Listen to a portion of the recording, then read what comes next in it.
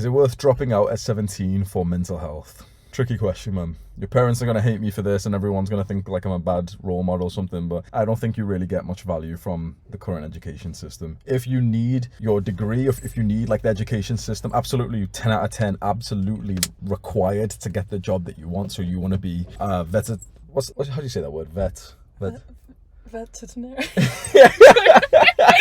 Really thought I was gonna nail Veterinarian. Fuck. Is it? Veterinarian.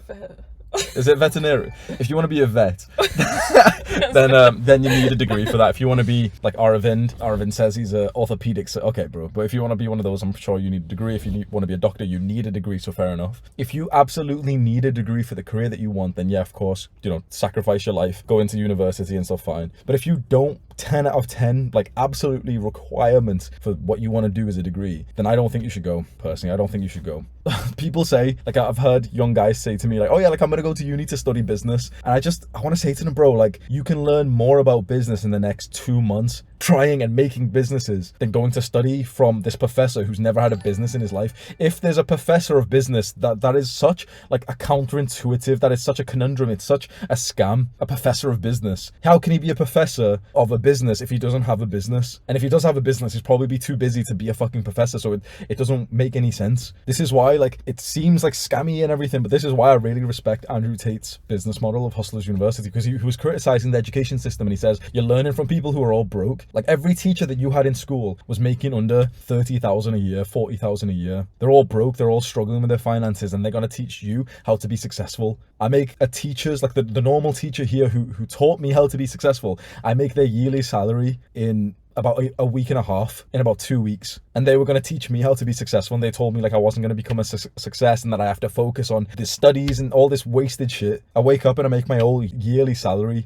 before the morning time because I didn't follow. Like I was going to make this as a video or a stream, and I was going to title it Why I'm Rich and You're Broke. And if I could give you one reason, now you might say it's because of genetics, you might say it's because I live in the UK and you live in India, so there's like different economic statuses. The one reason why I'm rich and you're broke is because we follow a different blueprints. Because when I was 21 years old, I read the single right book. I read this one book that changed it all for me, and the book title is The Millionaire Fastlane by MJ DeMarco. I read this book at age 21 before I ever worked a proper job, and it completely reframed everything I knew about wealth and money. And if you haven't read that book, and if you haven't had some kind of rich mentor, chances are you're going to stay broke for the rest of your life, because you're following this corrupted bullshit blueprint to wealth, which will never actually get you wealthy. You've been told to be a good boy for 40 years, to work as good as you can, to be a good boy, to listen to your boss, to save up as much money, to invest it all. And then maybe, just maybe, if you're good enough and lucky enough, you'll be able to retire at 55 instead of 65. If that's your goal,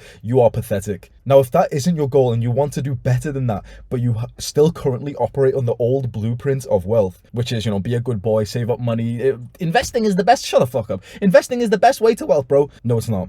There's only two major ways to become wealthy. One is through business, through entrepreneurship, and the other is through essentially kind of like a niche skill, like becoming an entertainer, a singer, a movie actor. This is, I won't say it's, talent and it's, we can't become actors and singers because, you can train that and everything. And I always believe you can pretty much do anything. But unless you want to become a singer, rapper, whatever, it's pretty much this. You need to make a business. It's as simple as that. If you want to become rich, there's no career that can pay you as much as a business can. A low tier business makes 10K a month. The top careers of the world barely make that. In the UK, there's pretty much no career that actually makes 10K a month. It's not abnormal to see a 17-year-old entrepreneur who's making 10K a month. I started making 10K a month 1 year into business. There was absolutely zero careers I could have gotten where after 1 year I'd be on 10K. 10K a month in a career should probably takes you 20 years, 30 years to get to, after also studying for 12 years. 10K a month in business, 1 year to 2 years. And all of you have the potential for that. I don't give a fuck if you were born in India, in China, whatever country, whatever excuse you think you have. Every single man right here, right now,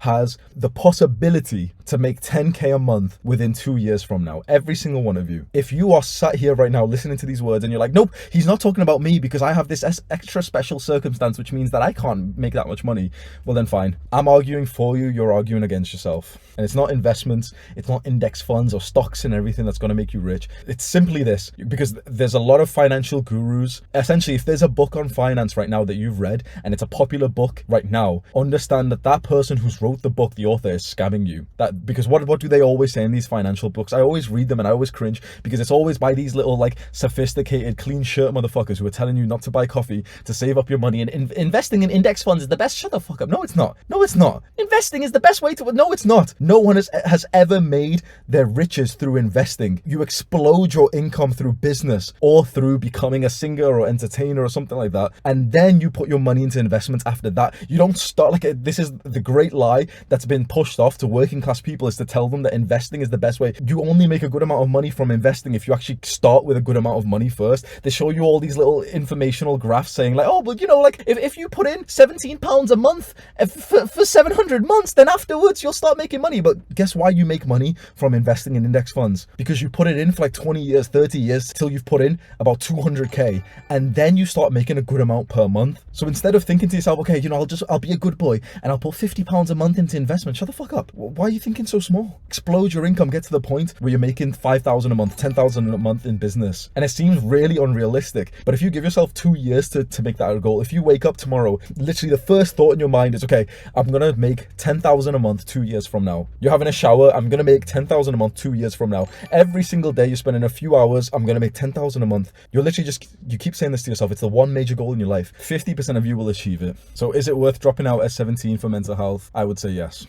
George super chatted $4.99. Millionaire Fastlane is such a perspective changer. Business teachers are just failed entrepreneurs who then decided to teach entrepreneurship. Exactly that, bro. Very well said. First, that book, Millionaire Fastlane by MJ DeMarco, changed my life. And I am certain when I say to you that it's the reason why I'm wealthy today.